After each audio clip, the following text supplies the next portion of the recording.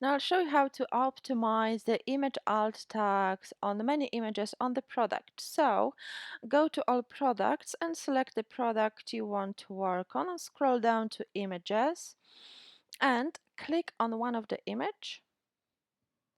And here you've got field for the alt tag. So click on add alt tag and insert your alt tag. When finished, click enter.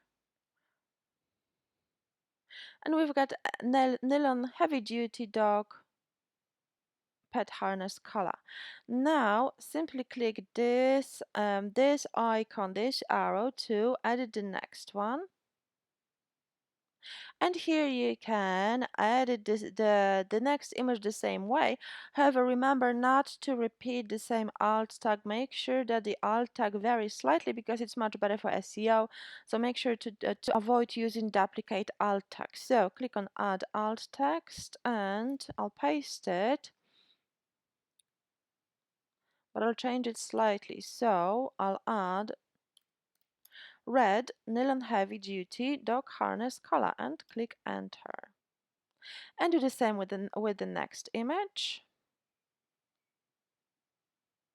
And here we can add black and obviously other designs. When finished, simply click save.